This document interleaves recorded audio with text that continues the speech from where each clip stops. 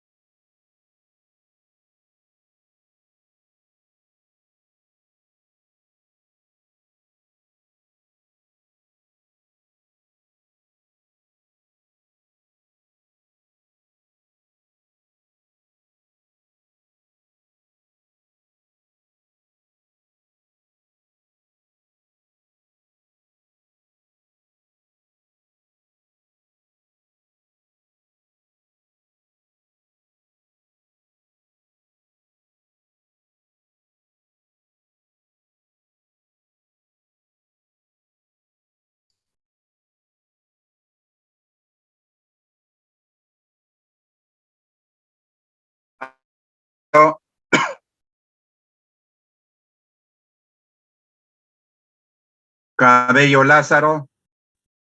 Cabello presente, profesor. Buenas noches. Buenas noches, Cabello. Canicani Caguana. Canicani presente, profesor. Buenas noches. Buenas noches, Canicani. Carhuacusma Romero.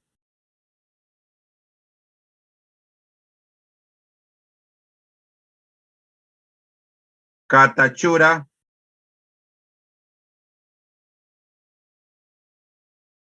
Chan. Presente, profesor. Buenas noches, Chan. Buenas noches. Espinosa Tiza. Presente, profesor. Buenas noches. Buenas noches, Espinosa. Guerrero Toro. Presente, ingeniero. Buenas noches. Buenas noches, Guerrero. Guillén Peña.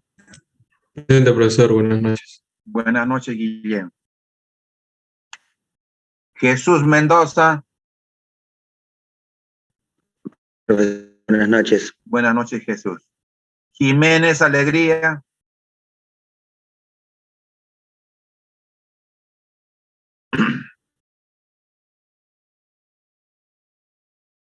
Loyola Mendoza. Presente, profesor. Buenas noches. Buenas noches, Loyola. Marca Piña Bendaño. Presente, profesor. Buenas noches. Buenas noches, Marca Piña. Martínez Guamán.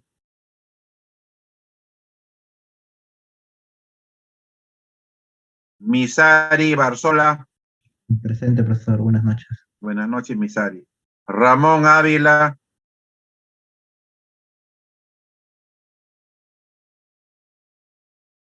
Rodríguez Vázquez. Presente, Rodríguez. Buenas noches, ingeniero.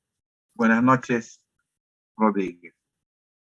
Sánchez Guamanyauri. Sánchez presente, profesor. Buenas noches, Sánchez. Torres Trigueros. Buenas noches, Torres. Tassi. Buenas noches, ingeniero. Presente. Buenas noches, Trejo.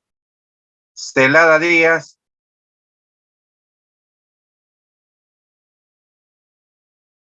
Vamos a hacer un último llamado. A ver, Alanya Castillo.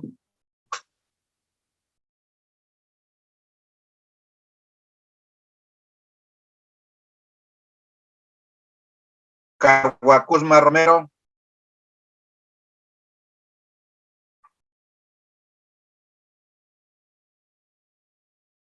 Catachura. Jiménez. Martínez Guamán. Ramón Ávila. Celada Díaz. Registramos. Vamos a...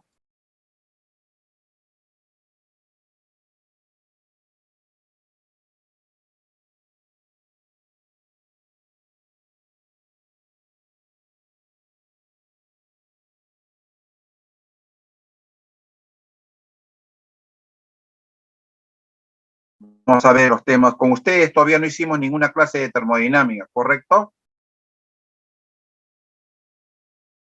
¿O hicimos algo de termodinámica? No, profesor, todavía no hemos hecho termodinámica. Ya, vamos a empezar hoy día, entonces. Vamos a termodinámica, vamos a hacer seminario y ya creo que la semana que viene es la práctica.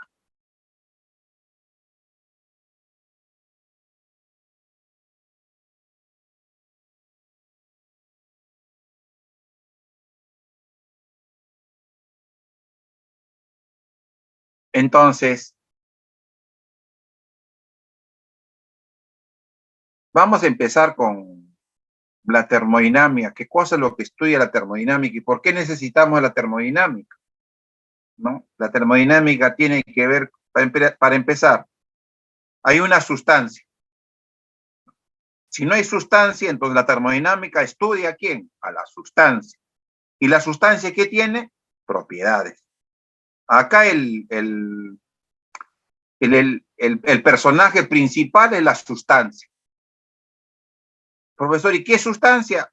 Por lo general, entonces puede ser aire, puede ser agua, puede ser un refrigerante, ¿no?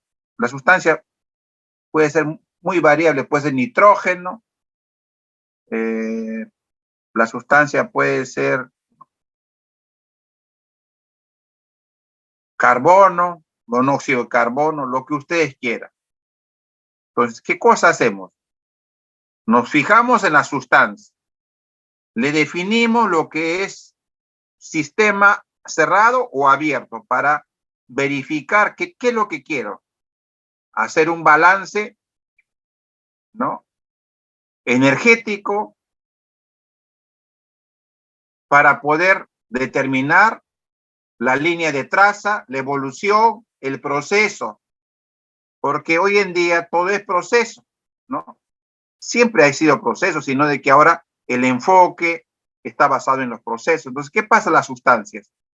Las sustancias tienen un estado, ¿no?, que lo fija, ¿qué cosa? Las propiedades iniciales, tal como indica.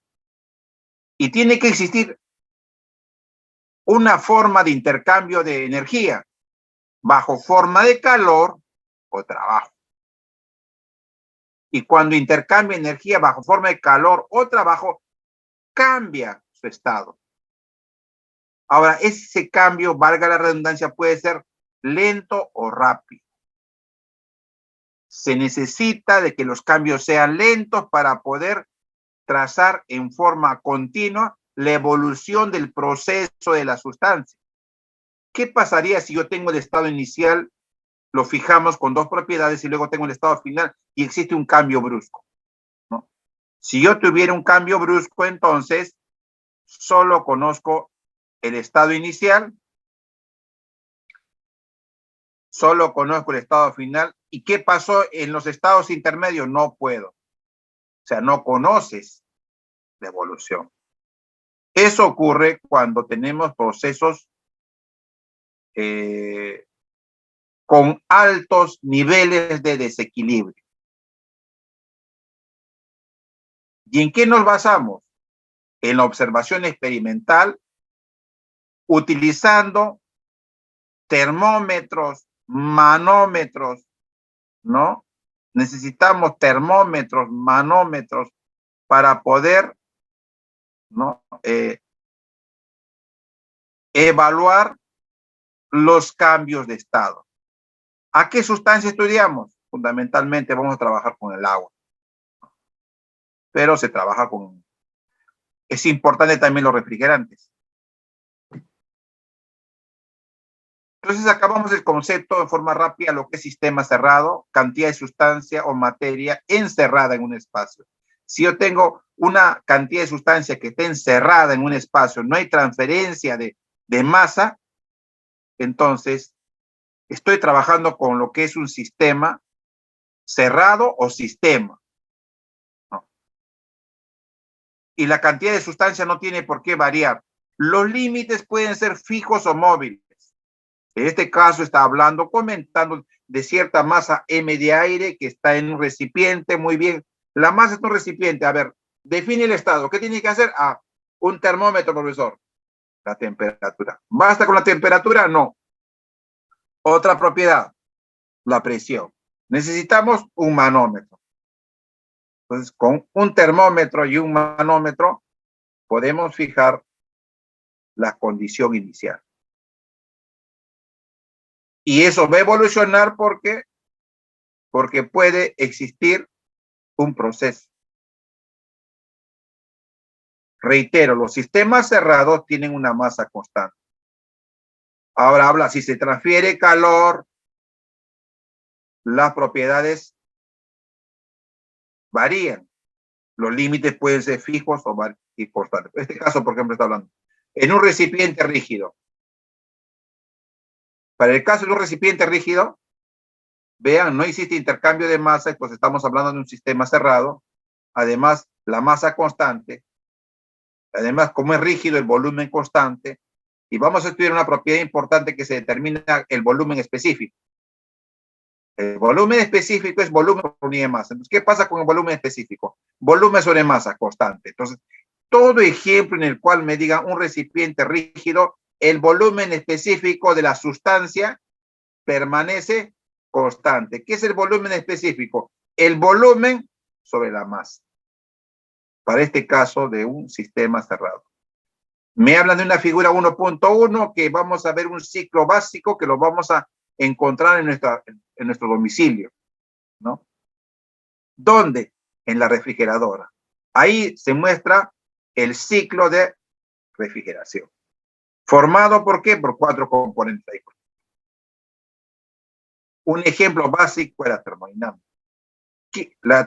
La termodinámica, ¿qué sustancia usa? Un refrigerante. Bien. ¿Para qué usamos el refrigerante? Para alterarle su estado. ¿A través de qué? A través de la extracción de calor dentro de la cámara del refrigerador. ¿Qué pasa en uno? En uno ingresa un refrigerante en fase líquida y en dos sale en fase vapor.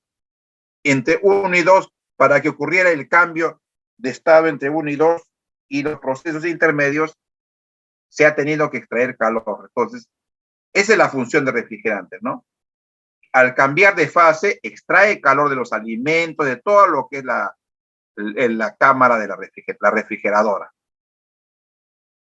Y luego de que extrae calor, pero la pregunta, profesor, ¿esa extracción de calor dentro del serpentín del refrigerador es a presión constante, a temperatura?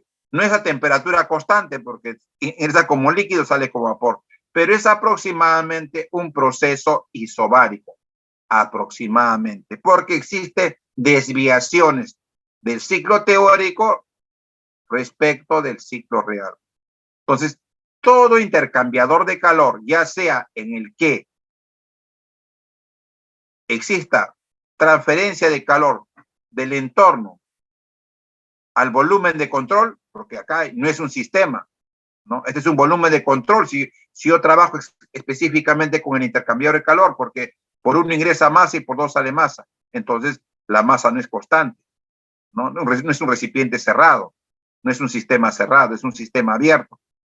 Así la masa dentro del serpentín sea constante, este es un sistema abierto o volumen de control que recibe, ¿qué cosa? Recibe calor de la cámara de refrigeración y cambia su estado entre 1 y 2. Y tiene la propiedad de extraer alta, se llama refrigerante porque extraen buena cantidad de calor a presión constante. Luego de que ya se ha extraído el calor, ¿qué se necesita? Necesito un compresor centrífugo para elevar, ¿qué cosa? La presión. ¿Por qué usamos los compresores centrífugos? Tiene un número específico de revoluciones de caudal bajo o una velocidad específica baja. ¿Qué se garantiza con eso? Una alta elevación de presión con poco caudal. Esos son los compresores centrífugos. Los compresores axiales trabajan con una baja elevación de presión, pero un alto flujo másico.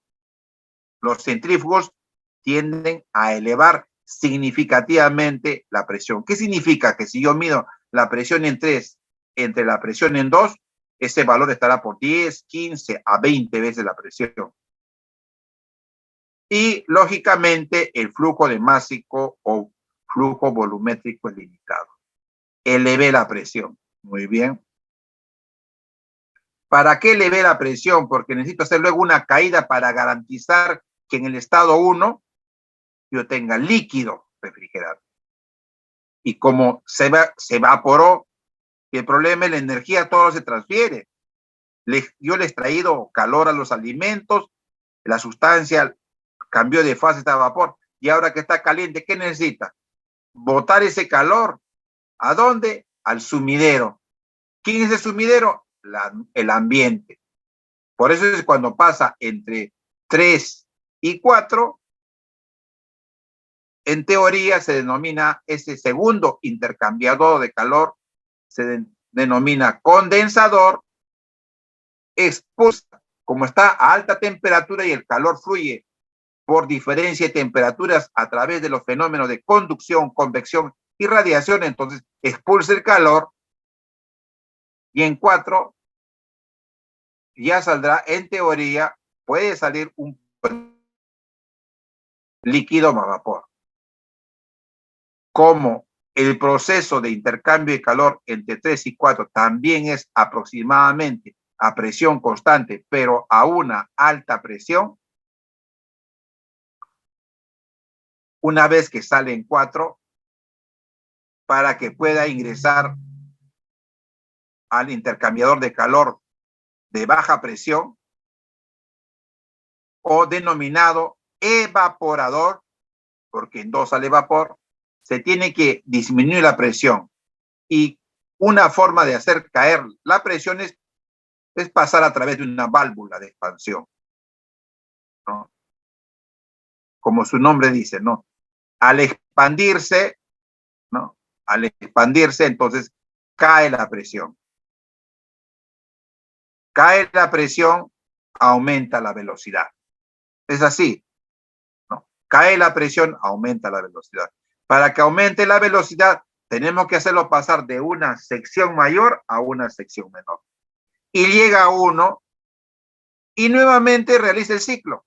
Como líquido, extrae calor, luego en 2 ingresa a un compresor, se eleva la presión, luego una vez que se ha elevado la presión, se intercambia calor con el sumidero al ambiente, se expulsa el calor, sale en 4 del condensador a elevada presión. Entonces, ¿cuál es la función de una válvula? Yo no puedo conectar una línea de alta presión a una línea de baja presión, 4-1 sin la válvula. ¿Ah? Entonces, necesitamos un elemento intermedio para que regule, para que caiga la presión de 4-1. Y eso lo hace la válvula de expansión. Entonces, el evaporador, el compresor centrífugo, el condensador, que es otro intercambiador de calor, y la válvula de expansión son componentes principales de un sistema básico de refrigeración. Si falla el evaporador, el ciclo no trabaja. Si el compresor falla, ¿qué más nos muestra el ciclo de refrigeración? Que cada componente tiene su eficiencia, que se necesita. No todo lo puede hacer el compresor centrífugo, cumple su rol. El evaporador también cumple su rol y puede fallar y tiene su eficiencia. El compresor también, su función es elevar la presión, P3 sobre P2 debe ser alto. El condensador también cumple su función. La válvula cumple su función, tiene su eficiencia también. Pero si vemos como un todo, ¿qué pasó con la masa de refrigerante? No cambia, está encerrado ahí, ¿no? O sea, como un todo trabaja como un sistema cerrado, todo. Pero si trabajo con cada componente como un sistema abierto. Ahora, esto se usa mucho a la inversa, ¿correcto? ¿Por qué? Porque si extraigo calor de un lado, entonces voy a transmitir calor a otro lado, entonces ahí va a producir lo que es la calefacción. La calefacción. Bueno, acá les voy a relatar todo lo que hice en la válvula. Lo que les he indicado, todo esto. Acá tenemos aire, sistema cerrado, con límites móviles. Sistema. Masa constante. Y me hablan ahora de lo que es un volumen de control o sistema abierto, que es un volumen por cerrado, por una superficie de control que puede ser real o imaginario. ¿Dónde puede existir qué cosa? Transferencia de masa, calor y trabajo. En un sistema cerrado no hay transferencia de masa, pero en un volumen de control sí hay transferencia de masa. ¿Por dónde? por la superficie de control. Y calor y trabajo también. O sea, todo es calor, trabajo y masa en sistema abierto. Sistema cerrado, solamente transferencia de calor, trabajo y masa no. Masa constante en sistema cerrado. Una turbina es un ejemplo típico de volumen de control. Trazamos la superficie con líneas punteadas que me está indicando la separación de este volumen respecto del entorno, la superficie de control. Todo el volumen que queda dentro será volumen de control, valga la redundancia. Existe un flujo másico que ingresa, un flujo másico que sale y las dos formas de transferencia básica, calor y trabajo, pero vemos con un punto, todo es como un punto. ¿Por qué con un punto? No solo me interesa la masa que ingresa, sino la masa por unidad de tiempo. El tiempo es fundamental. Por eso es que la distancia es importante decir, pero la velocidad, la distancia por sí sola no es importante. ¿No? Cuando uno pregunta, ¿no? ¿Qué distancia recorres? Bueno, yo recorro tal distancia, pero ¿en qué tiempo? Es importante la distancia por unidad de tiempo. Eso es la velocidad. Es importante el flujo másico por unidad de tiempo. Es importante el trabajo por unidad de tiempo, que es potencia. Es importante el flujo calorífico. ¿Y a qué es igual el trabajo? El trabajo es la integral de la potencia por del tiempo. ¿A qué es igual el calor? La integral del flujo calorífico por el tiempo. ¿A qué es igual la masa? La integral del flujo másico por el tiempo. Entonces, estamos mostrando acá un esquema de un volumen de control, específicamente de una turbina. Y tenemos lo inverso, en una turbina, ¿qué es lo que pasa? Ingresa la sustancia. ¿Y qué cosa es la función de una turbina? Extraer energía a la sustancia. Ingresó con una alta energía en el ingreso y sale con una baja energía. El objetivo es extraer energía bajo forma de potencia al eje en la turbina. Pero calor, la pregunta, ¿se podrá extraer energía sin que exista flujo de calor? Lo ideal sería extraer toda la energía y no se pierde el calor, pero por diferencia de temperatura siempre va a existir flujo calorífico, porque el ambiente está a una temperatura y las máquinas trabajan con aire, agua, a una temperatura mayor y el calor fluye bajo sus formas, como les había indicado, que son conducción, convección y radiación, y va a fluir calor. Es inevitable. Existe una superficie de control imaginaria denominada adiabática. ¿Qué significa adiabática? De que no existe transferencia de calor entre la sustancia y su entorno. Esos son procesos especiales, ¿no?, que tienen un sistema de control. ¿Y cómo garantizan eso? De que no exista gradiente térmico entre la sustancia que está en el volumen de control y su entorno. O sea, ahí se trabaja con un entorno controlado, de tal manera que si se incrementa la temperatura dentro de acá, el entorno también se incrementa la temperatura, haciendo de que la diferencia de temperatura sea mínima o el flujo de calor sea mínimo. Realmente existe flujo de calor, pero mínimo. El caso de un proceso adiabático es referencial, ¿no? Cuando este flujo calorífico es muy pequeño, muy bajo. Tenemos el caso contrario de un volumen de control, que es un compresor, en el cual ingresa la sustancia y acá sí, ¿qué hacemos? No le quitamos trabajo, ¿no?, o potencia, le agregamos energía, le agregamos potencia y sale MS con una alta energía. Todo proceso de compresión existe un recalentamiento inevitablemente y se va a perder, o sea, toda la energía que yo le doy a la sustancia, yo quería elevarle solamente la presión, la pregunta será, ¿toda esa energía se irá directamente a elevar la presión o se pierde como calor? ¿No? Y el tema es que existe pérdida de calor, es inevitable.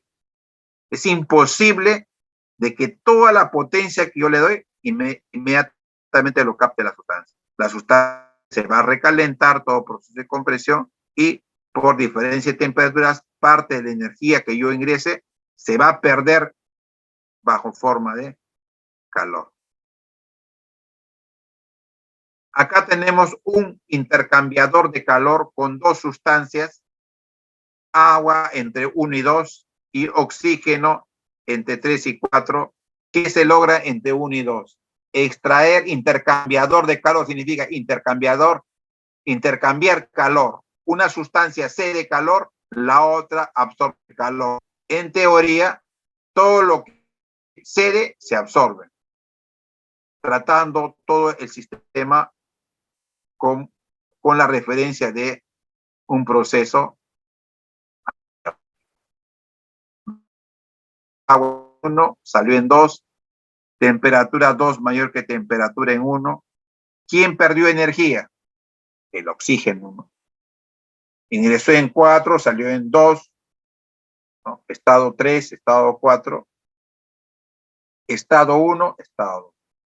Pero entre 1 y 2 hay estados intermedios.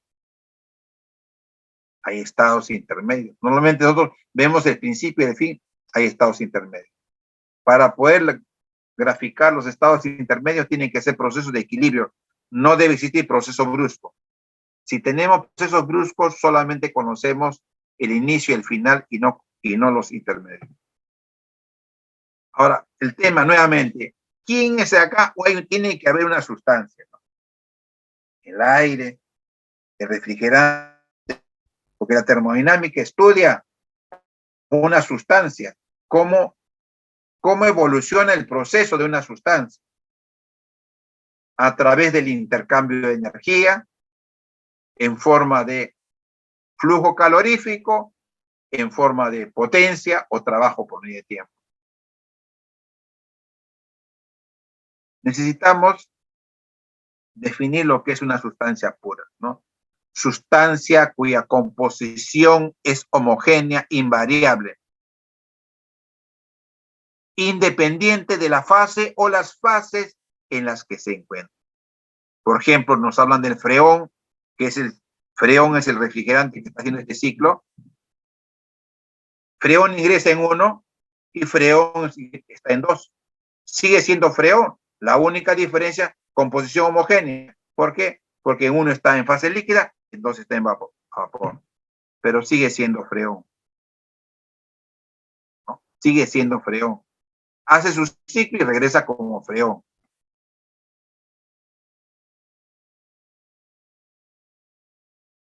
Independiente, composición, ¿no? Independiente de las fases en las que se encuentra.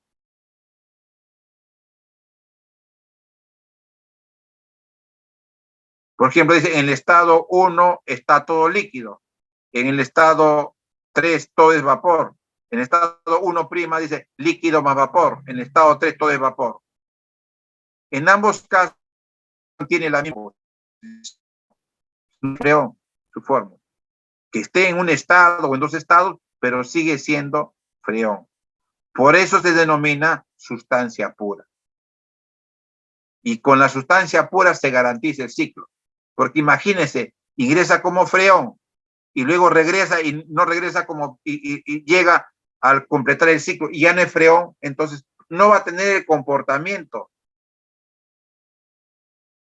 No va a poder realizar el ciclo de la misma manera. Entonces, el agua y el aire, los refrigerantes son ejemplos de sustancias puras. Composición química homogénea. ¿no? Al decir composición homogénea con composición química homogénea. Porque homogéneo puede tratarse de que, profesor, acá yo tengo vapor, acá tengo líquido, entonces no es homogéneo, por eso pues esta parte es vapor, esta parte es líquido. Tiene razón, muy bien. No es homogéneo, la homogeneidad tiene que ver con el espacio, pero la composición química homogénea, a eso se refiere. El otro ciclo, el otro sistema, disculpen, que se usa como referencia es el aislado. El aislado es cuando no hay transferencia de energía, ni bajo la forma de calor o trabajo a través de los sistemas, de los límites del sistema. Sistema aislado es referencial. Se usan muchos sistemas referenciales. No hay transferencia de energía, ni bajo forma de calor, ni trabajo a los límites del sistema. Y ahora el adiabático, sistema adiabático.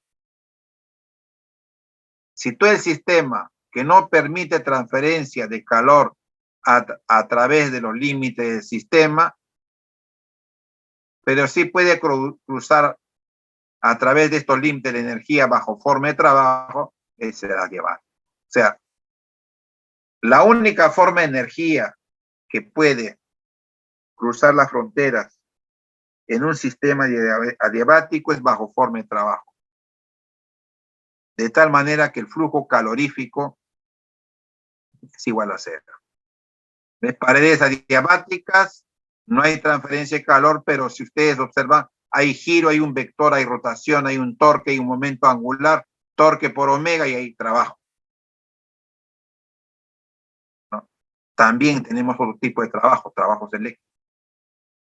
Volumen de control también hay adiabático, así como hay un sistema adiabático cerrado, tenemos un volumen de control adiabático. Todo volumen de control que a través de la superficie de control SC no existe en transferencia de calor, pero sí puede cruzar la superficie de control la energía bajo forma de trabajo o flujo de masa. Acá hay algo muy importante, bajo forma de trabajo. El flujo de masa también es trabajo. Flujo. Si yo tengo masa que ingresa a velocidad a un tanque o sale de un tanque, eso es una forma de trabajo. ¿Por qué? ¿Qué cosa es trabajo? Trabajo es fuerza por distancia. La fuerza es presión por el área. ¿Correcto? Presión por el área. El área por la distancia es volumen. Y volumen es densidad por la masa. Y por unidad de tiempo, entonces, si tengo un flujo másico, cualquier masa que ingresa a velocidad, cualquier masa que ingresa a la velocidad, con una presión, hay un trabajo. Hay un trabajo. Acá, por ejemplo, tenemos un trabajo dentro del, ¿no? Una hélice o acá dentro de un sistema cerrado. Pero cuando ingresa en un volumen de control a presión, ingresando la sustancia, ahí tenemos una... Por ejemplo, acá, cuando ingresa acá MO2 a velocidad, acá hay trabajo. Cuando sale también acá hay trabajo, acá hay trabajo. Me preguntarían, pues, ¿cómo hay trabajo acá? Si hay trabajo, porque trabajo es igual a fuerza por distancia. Muy bien. ¿Acá hay fuerza? No, sí, presión por área por distancia. El área por distancia es volumen, presión por volumen. Y presión por flujo volumétrico es trabajo acá. La presión para la que ingresa por el flujo volumétrico es trabajo. Entonces, si tengo más presión, mayor trabajo de flujo. Si tengo mayor flujo volumétrico, mayor trabajo de flujo. Es la diferencia entre, acá hablamos de trabajo de flujo y acá estamos acostumbrados nosotros a este de acá, ¿no? Al trabajo de un sistema cerrado o el trabajo eléctrico, ¿no? Hay trabajo de flujo.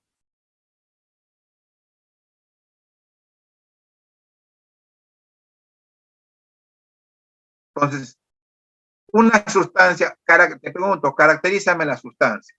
¿Cómo se caracteriza una sustancia? ¿A través de qué? De sus propiedades. ¿No? La propiedad es una característica de un sistema o volumen de control que puede ser obtenido directa o indirectamente. La propiedad. Es importante, muy bueno. ¿Y cuál es su propiedad? Ya, ¿con qué medimos la propiedad? ¿Qué propiedad puede ser? Presión, temperatura, volumen. Muy bien, la propiedad es directa. Y las propiedades indirectas es cuando combinamos la presión por la temperatura, la presión por el volumen. Pero la presión y la temperatura no dependen de la masa y por tal motivo se denominan intensivas. Y las propiedades que sí dependen de la masa son las extensivas. Las propiedades extensivas son denominadas así porque dependan de la masa como el volumen del sistema. De la masa como el volumen. Y también, además de las propiedades intensivas y extensivas, tenemos las propiedades específicas, que son intensivas. Porque, por ejemplo, el caso de una propiedad importantísima en termodinámica que la vamos a usar todo es el volumen específico. Que si yo tengo m kilogramos de aire que están encerrados en un volumen B metros cúbicos, la relación volumen sobre la masa se conoce como una V minúscula que se denomina volumen específico. Y volumen específico es una propiedad intensiva, independiente de la masa. El estado es determinado por sus propiedades. Para fijar un estado tenemos que fijar sus propiedades. Proceso está definido por la sucesión de cambios de estado que puede tener un sistema abierto, un sistema cerrado o un sistema abierto. El sistema abierto es conocido como el volumen de control. Los procesos pueden ser isobáricos, presión constante, isométricos, volumen constante, isotérmicos, temperatura constante, o en lo más general procesos politrópicos, la presión por volumen a la n igual constante, donde n puede tomar un valor positivo o negativo. De un proceso politrópico, si n es 0, sale isobárico, si n es 1, sale isotérmico, si n es igual a C sub P sobre C sub B, sale el proceso adiabático reversible. Ciclo, ¿no? Es un proceso que está compuesto con varios procesos que logran llegar a su estado inicial. Por ejemplo, lo que hemos visto, el ciclo de refrigeración es un ejemplo típico que hemos visto de ciclo, porque les vuelve al estado 1, tal como habíamos visto. El proceso en el intercambiador de calor 1-2 era un evaporador, presión 1 presión 2, se vaporiza, y luego teníamos un compresor que era 2-3, proceso politrópico, P por B al N constante. Luego teníamos lo que es condensador de 3-4 isobárico. Y nuevamente, ese isobárico intercambiador de calor que se denomina condensador. ¿Por qué viene el nombre? Porque transfiere calor hacia el entorno. En un evaporador extrae calor del entorno para lograr la vaporización de la sustancia pura. Y en un condensador, ¿no?, transmitimos calor al entorno. Pero tal como les indico, los procesos de intercambio de calor son aproximadamente isobáricos. Y necesitamos un último proceso 4-1 de estrangulamiento de una válvula. ¿A qué nos estamos refiriendo? A lo que vimos en el principio, ¿no? A este ciclo, ¿no? 1-2, evaporador. 2-3, compresor. Compresión politrópica. 3-4, condensador. Transmitimos calor al entorno. 4-1, una válvula de expansión. Hacemos caer la presión, ¿no? Ahí se está generando que un ciclo. 1-2, 2-3, 3-4 y 4-1, la sucesión de esos estados o los procesos isobárico, politrópico, isobárico, cediendo calor al entorno, y luego un proceso de estrangulamiento, es el nombre que es esa expansión, es estrangularlo, se hace caer la presión garantizando que en uno esté completamente líquido.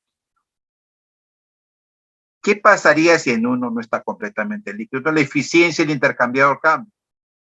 Porque no va a extraer la misma cantidad de calor porque ya está vaporizado ya. Lo que uno quiere es garantizar que uno tenga el líquido para que a través de este intercambiador de calor denominado evaporador salga en dos el refrigerante como vapor, debido a que extrae energía de una cámara donde se encuentran los alimentos, ¿no? Donde se encuentra lo que uno desea. Vuelvo al punto. Equilibrio termodinámico, todas las partes del sistema deben tener las mismas propiedades termodinámicas, procesos de cuasi equilibrio, donde la desviación respecto al punto de equilibrio es mínimo, procesos reversibles, ¿no? Que se pueden ser invertidos. Un proceso que yo invierto puede alcanzar los mismos estados. No todos los procesos son reversibles. Algunos son reversibles. Hay otros que no. Ya no puede regresar a los mismos estados. ¿No? Si regresas, no vas a poder, ¿no? Por ejemplo, un ejemplo de un proceso irreversible es cuando existe la fricción. La fricción hace de que el proceso sea irreversible. Fase, la composición química y estructura física es homogénea. La fase. Vea acá. Composición química. Estructura física homogénea. Es lo mismo. La fase de la estructura física, si es vapor, en cual todo es vapor. Estructura física homogénea. Presión, fuerza sobre área, conocen lo que es la presión atmosférica, igual a 101.325 kilopascal o 760 milímetros de mercurio. La presión atmosférica a 3.000 metros sobre el nivel del mar es 74.152 kilopascal. La presión absoluta, la manométrica, y usted ya conoce, ¿no? La presión absoluta y la presión manométrica más la presión atmosférica, ¿no? La ley serio de la termodinámica, si dos sistemas térmicos se encuentran en equilibrio con un tercero, entonces los tres sistemas deben estar en equilibrio, ¿no? Dice, si dos sistemas están en equilibrio térmico con un tercero, los tres sistemas están en equilibrio térmico entre sí.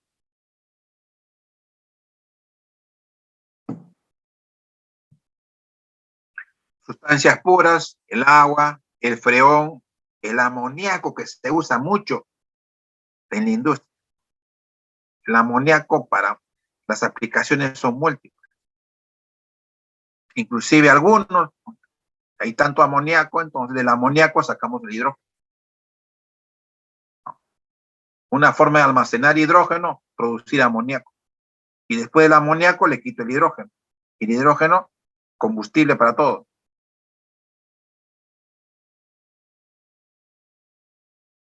Cada una, ¿por qué son sustancias puras? Cada una se comporta como una sustancia físicamente homogénea y composición química constante. Vean, acá está más claro, composición química constante, sustancia físicamente homogénea. El agua líquida es una mezcla de agua líquida más vapor de agua, agua y hielo, o en sustancias puras. Acá me están hablando de un ciclo, de una presión. Vamos, en el gráfico vamos a ver, ¿no? Estados, cómo se. Acá vamos a ver directamente con la gráfica. Presión, volumen específico. ¿Correcto? Otro gráfico de propiedades termodinámicas. Temperatura, volumen específico. Correcto. ¿Qué se ha graficado en la gráfica presión, volumen específico? Hay una línea, una caída suave, una parte horizontal, nuevamente una caída. Todas esas líneas, conjunto de líneas, forman una isoterma. Significa de que la temperatura en A es igual a temperatura en B y es igual a temperatura en C.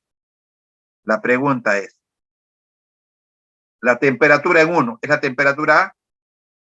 No es así, ¿no es cierto? No. No, profesor, porque por aquí va a caer otra isoterma. Muy bien. Por acá va a caer otra isoterma, por acá va a venir una isoterma, va a venir acá. Va a venir por acá, a lo mejor. O ahí. Irá por acá constante y luego decaerá por acá. Acá me he equivocado, acá no debía caer por acá. Nuevamente.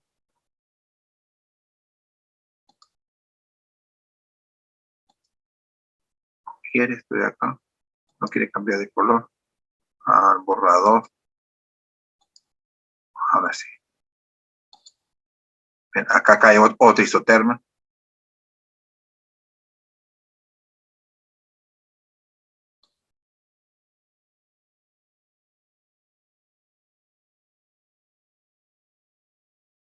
Llegar hasta ahí.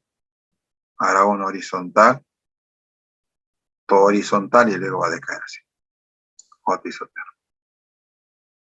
Pero ¿qué de común tienen 1, A, B, C? ¿Qué de común tienen?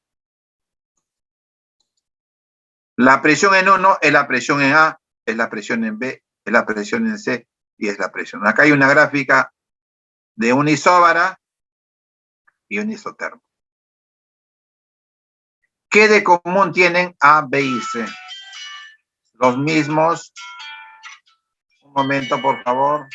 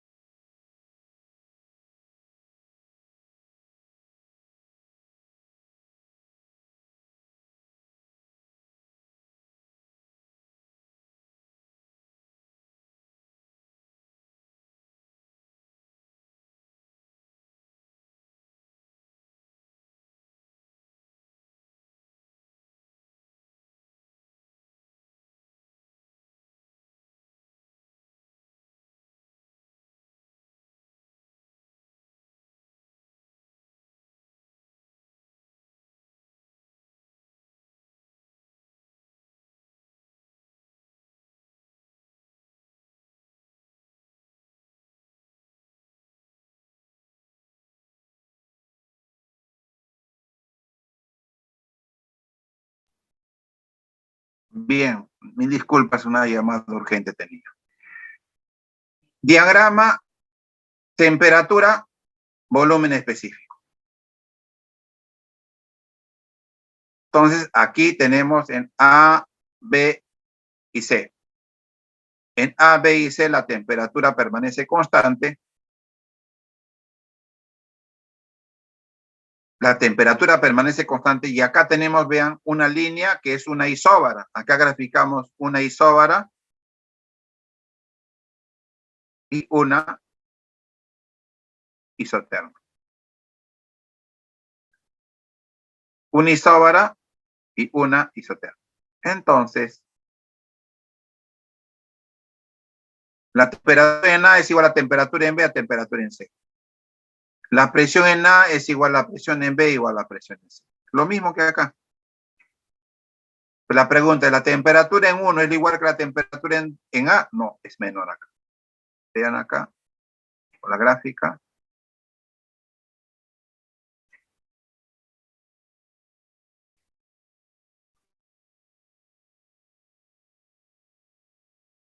Vean la temperatura en A.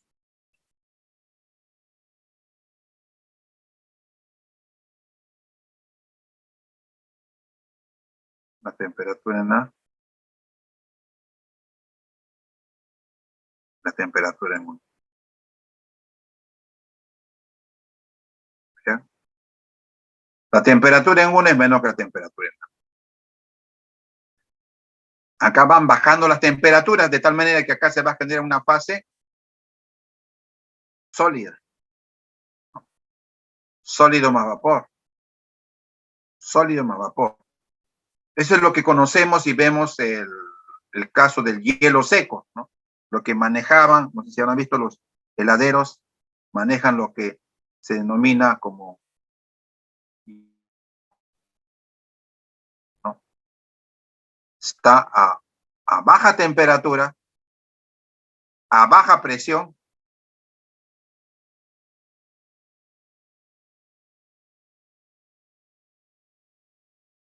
vean la temperatura en 2.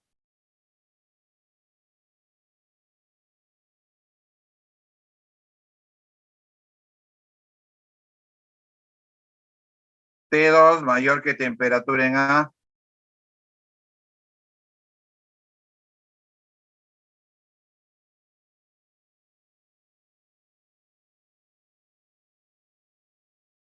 Mayor que temperatura en A.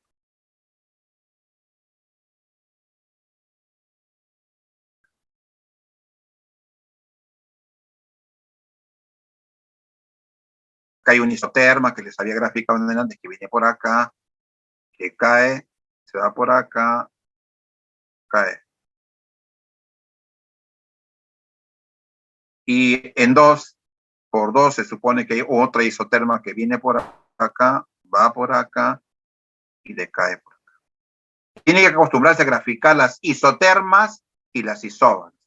Graficar en el diagrama presión, volumen específico, temperatura, volumen específico.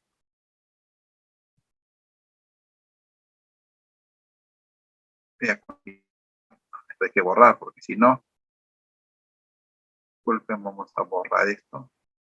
Entonces,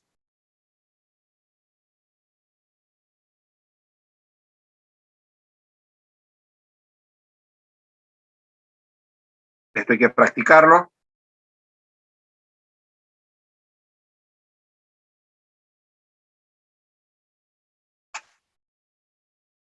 Acá tenemos la gráfica completa ABC.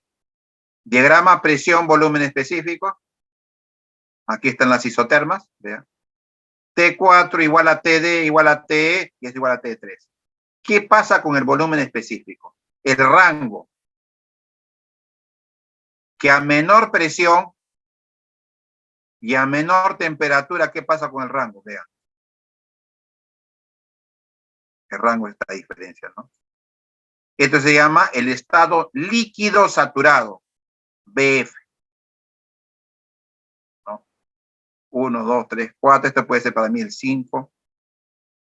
A, B, C, D, E, F. Acá G, Pokémon, no. H, I, Pokémon. H, H, y para mí puede ser I. ¿Cuál es el estado H? De líquido saturado. El estado I, de vapor saturado. ¿Cuál es la diferencia? Vean. A B sub I, el volumen específico en I, es mucho mayor que B sub H. Eso ocurre cuando disminuye la presión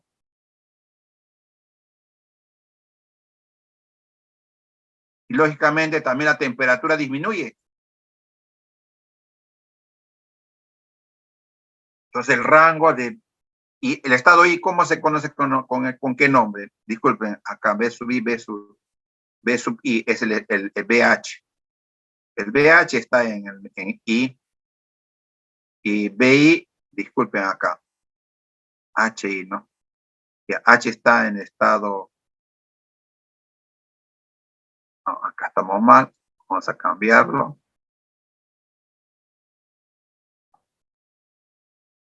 Acá BF, BI, acá está como vapor saturado. Este vapor saturado y H, líquido saturado. Acá, vamos a borrarlo. Nuevamente.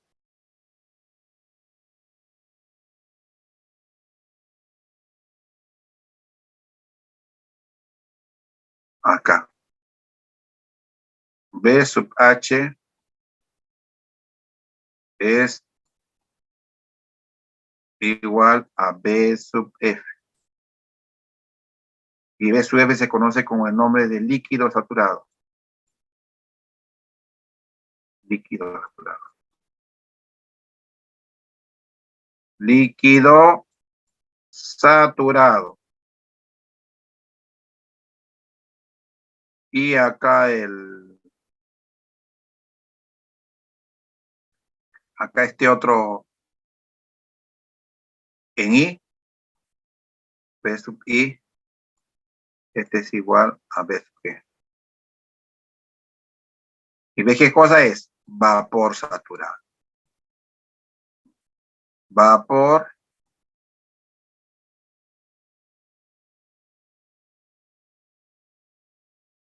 saturado, ese punto. Líquido saturado. Entonces acá hay un mayor... ¿Y qué pasa en la medida que se eleva la presión? Esta diferencia, ¿cómo va a cambiar? Acá va a cambiar, vamos a ver acá. Vean la diferencia entre BF y BG a una elevada presión. Entre BF y BG. Entre BF y BG. A elevada presión, este es BF, líquido saturado, y este es BG. Cuando llegamos a este punto específico, algunos ejemplos me dicen el estado crítico, porque a este lado está líquido más vapor dentro de la campana, y este lado vapor sobrecalentado. Vapor sobrecalentado, y acá el líquido, y acá el líquido más vapor. Llega un punto en el cual, ¿no?, la diferencia entre el volumen específico del líquido, el estado de mezcla, ¿no?, todo lo que está acá dentro de esta parte se conoce con el nombre, muchas veces, toda esta parte se conoce con el nombre de vapor húmedo. ¿Por qué? Porque tiene dos fases. Entonces, si yo tomo una muestra de esta parte, tomo la muestra,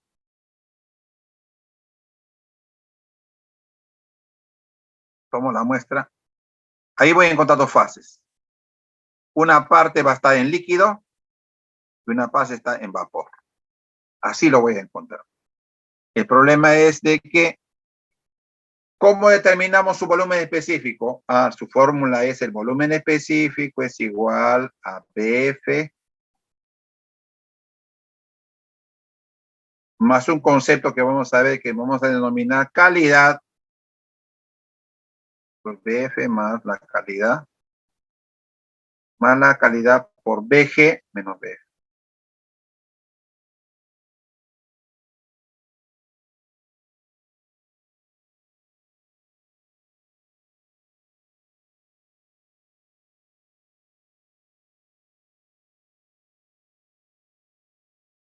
Más la calidad por BG menos BF.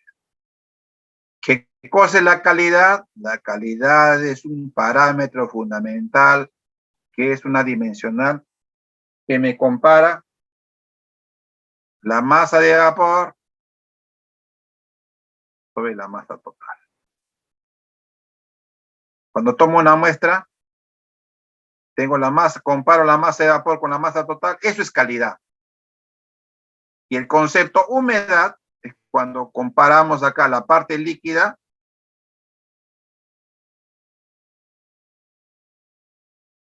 sobre la masa total. Yo podría tener, por ejemplo, al hacer esta comparación, por ejemplo, acá un gráfico, puedo hacer, ¿no? Un gráfico, por ejemplo, así. Donde yo tenga, por ejemplo, toda esta parte,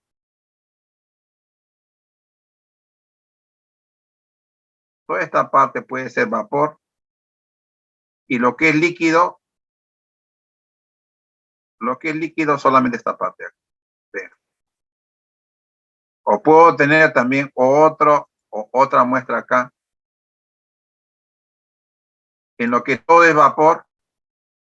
No, acá yo tengo al revés. Acá yo tenga más vapor. Digo, más líquido, disculpen, más líquido.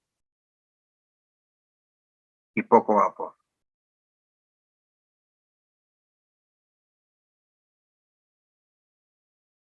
Entonces la fracción entre la masa de vapor a la masa total es calidad. La fracción entre masa de líquido a masa total, humedad.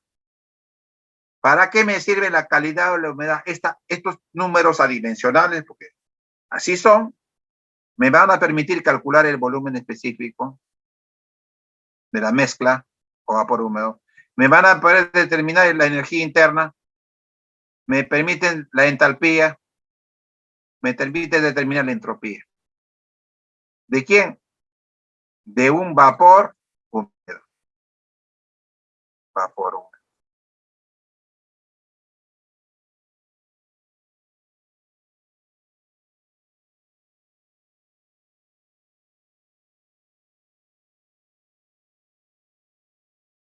¿Correcto?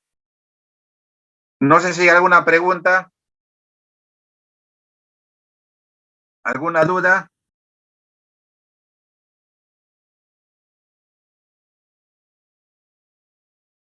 Todo claro, ingeniero. Ya, entonces, este es un parámetro, entonces comparamos y obtenemos todo. Ahora, ¿cómo se denomina esta zona? Vapor sobrecalentado. Este es líquido. Hay líquido subenfriado, porque me de acá, este es líquido subenfriado. Es líquido, pero subenfriado, porque está de líquido a saturado hacia atrás. ¿No? Y cuando le abran acá, es el líquido a elevada presión, digamos. Líquido presurizado, digamos acá. Acá todo lo que, ambos son líquidos. Pero la referencia es este de acá. Entonces, todo esto tiene su,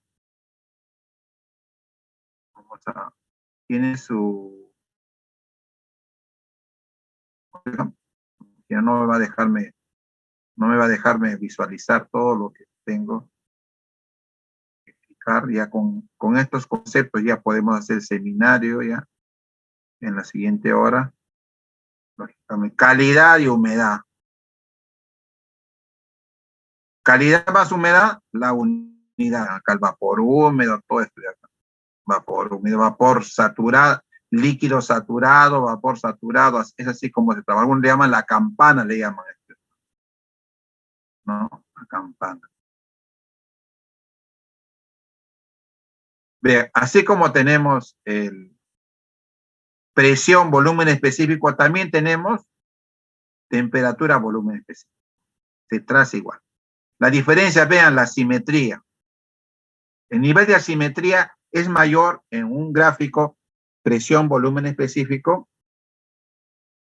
que en uno temperatura, volumen específico. Pero tiene que practicar los dos, graficar. Hay que practicar, graficar los dos.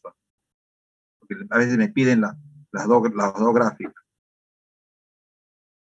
¿Ves? Temperatura de saturación, presión de saturación.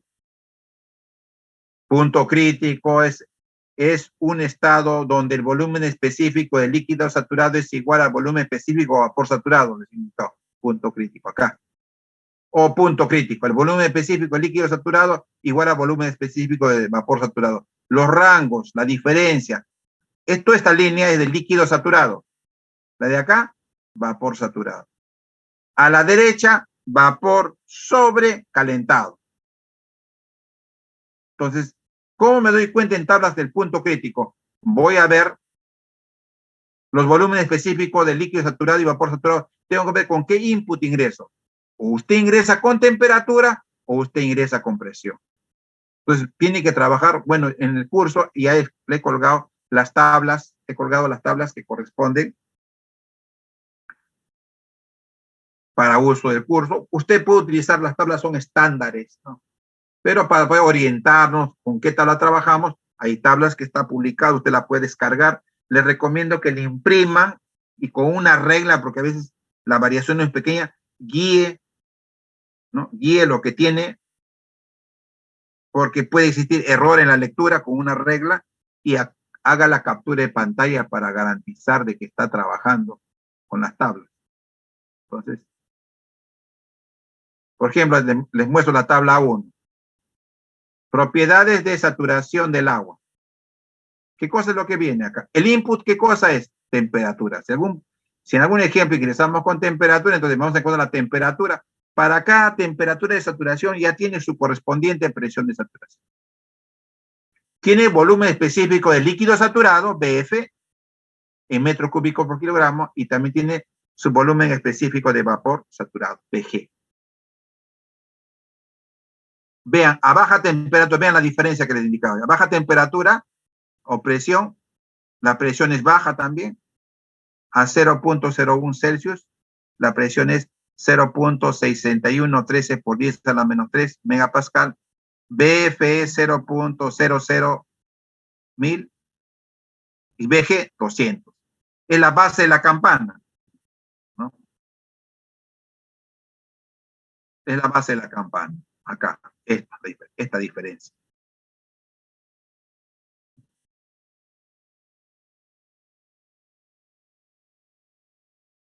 Tabla A1. El input, vea, y en la medida que se incrementa vean la presión a 50, a 100, a 374, ya estamos llegando a lo que les había indicado. ¿Qué pasa acá? ¿Qué puedo diferenciar acá? Es una tabla referencial. Que el volumen específico de líquido saturado es igual al volumen específico de vapor saturado. Cuando llego a esa condición, estamos en el estado crítico. O sea, para el agua, su estado crítico se va a dar cuando su temperatura sea 374.14 grados Celsius y la presión sea 22.09 megapascal. Tabla 1, para la siguiente hora, van a ubicar los valores en las tablas. ¿Ya? La siguiente. Este es punto crítico. Están acá referenciales, ¿no? Acá tenemos una tabla A2. No, debe ser A2, no me deja ver acá la parte de la presentación, debe ser A2, en la cual el input no es la temperatura, el input es la presión. En algunos ejemplos me dan la presión. Sabemos que a toda presión de saturación hay una correspondiente temperatura de saturación. La presión está en megapascal, la temperatura en grados.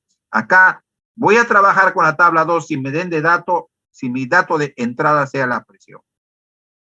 Y tengo a la derecha volumen específico de líquido saturado y volumen específico de vapor saturado. También hay tablas de saturación para el oxígeno que tanto hace falta. El freón 12, que es refrigerante.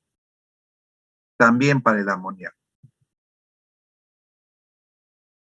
Y acá lo que les he indicado. El volumen del líquido aquí es igual a la masa por el volumen específico del líquido, porque el volumen específico es volumen por unidad de masa. Por ejemplo, a 100 grados Celsius, dice, como ejemplo de uso de la tabla de vapor saturado, consideremos un sistema que contiene 10 kilogramos de líquido saturado a 100 grados Celsius. Me voy a tablas y líquido saturado a 10 grados Celsius, busco el BF. El BF sale 0.001044. Entonces, ¿a qué es igual volumen? Volumen es la masa por el volumen específico. ¿Qué masa me indicaron? Acá tenía. ¿no? 10 kilogramos. Muy bien. Aquí es igual el volumen, la masa, ¿y en qué estado estaba? En líquido saturado. Entonces, me voy a la tabla A1, ubico el input, es 100 grados Celsius, usted va a ubicar 100 grados Celsius, y ahí va a encontrar el BF. Entonces, el volumen es igual a la masa por el volumen específico del líquido saturado. Entonces, ya a esa masa va a ocupar este volumen. La pregunta, ¿y en metros cúbicos, profesor? ¿Un metro cúbico cuánto es? Un metro cúbico es igual a 1000 litros, ¿correcto? Entonces, equivale a 104.4 litros, 10 kilogramos. O sea, 10 kilogramos, ¿no? Ocupa ese volumen. Ahora la pregunta es, profesor, ¿por qué es importante el volumen? Para almacenarlo, joven. Hay sustancias en las que tienen un bajo volumen específico. A presión, a una temperatura dada, uno tiene que almacenar y el volumen tiene un recipiente y eso es costo. Hay muchos procesos que se hacen caros, por eso que tienen que cambiar de fase, congelan, comprimen, porque hay, por lo general, los refrigerantes, los gases, ocupan un gran volumen, entonces tienen que comprimir. Se tiene que comprimir para guardarlos en los tanques, porque a presión ambiental tienden a ocupar un gran volumen. Entonces, los costos de almacenamiento y de transporte serían altísimos. Entonces, por eso es que muchas sustancias de fase gaseosa se pasan a fase líquida mediante un proceso, ¿no? Disculpen, de fase gaseosa a fase líquida. Para poder garantizar, ¿qué cosa? Un menor volumen.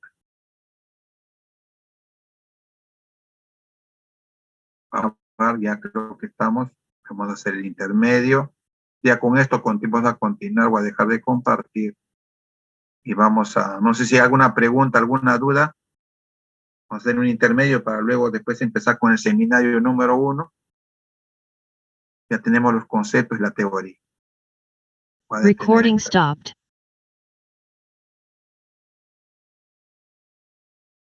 Bien, voy a finalizar esta sesión, entonces nos vemos en la clase de seminario.